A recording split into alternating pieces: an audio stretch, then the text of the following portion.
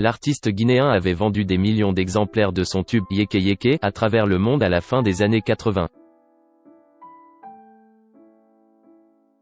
Le monde de la musique africaine est à nouveau en deuil. Après les disparitions de Manu Dibango et Tony Allen, le chanteur et musicien guinéen Mori Kanté est décédé d'une longue maladie ce vendredi à l'âge de 70 ans dans un hôpital de Conakry, a dit son fils Bala Kanté à un correspondant de l'AFP. Mori Kanté s'est éteint vers 9h45 ce matin à l'hôpital sino-guinéen, a-t-il indiqué. Il souffrait de maladies chroniques et voyageait souvent en France pour des soins, mais avec le coronavirus, ce n'était plus possible, a-t-il ajouté.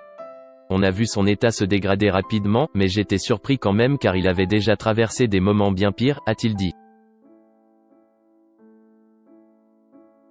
Yéké Yéké et ses millions d'exemplaires vendus à travers le monde. Mori Kanté, surnommé le « griot électrique », a contribué à populariser la musique africaine et guinéenne à travers le monde. Né le 29 mars 1950 dans une impressionnante fratrie de 38 enfants en Guinée. Mori Kanté part chez sa tante, à Bamako au Mali, pour parfaire son éducation à l'âge de 7 ans.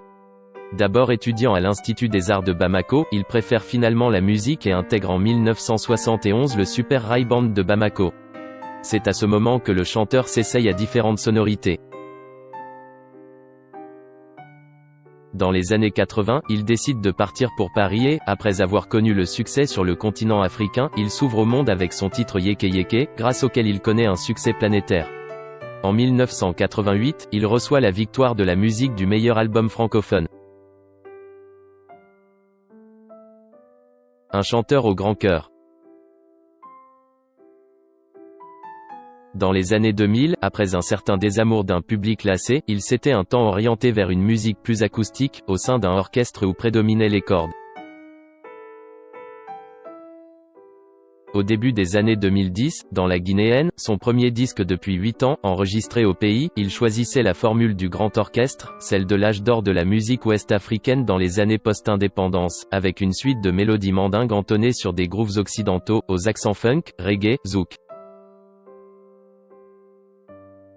Mori Kanté, qui fut ambassadeur de bonne volonté de l'Organisation des Nations Unies pour l'alimentation (FAO) et chanta au profit de la lutte contre la fièvre Ebola qui frappa durement la Guinée entre 2013 et 2016, était une personnalité incontournable dans son pays.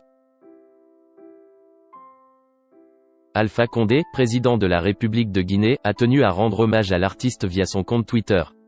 Un parcours exceptionnel, exemplaire. Une fierté, a-t-il écrit ce 22 mai. D'autres personnalités comme le chanteur sénégalais Youssou N'Dour, le rappeur Mokobé ou encore le footballeur international Djibril Cissé lui ont également rendu hommage.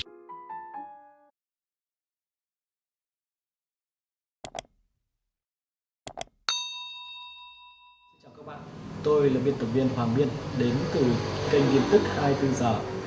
Hôm nay chúng tôi hân hạnh đưa đến cho các bạn những tin tức mới nhất được cập nhật luôn liên tục và cho các bạn những tin tức nóng hổi, tin tức thời sự trong nước và quốc tế. Rất mong quý vị quan tâm và ủng hộ cho kênh của chúng tôi để phát triển ngày một hơn. Và các bạn đừng quên like, share và support cho kênh của chúng tôi ngày càng phát triển. Xin chào tạm biệt và hẹn các bạn vào những bản tin tiếp theo.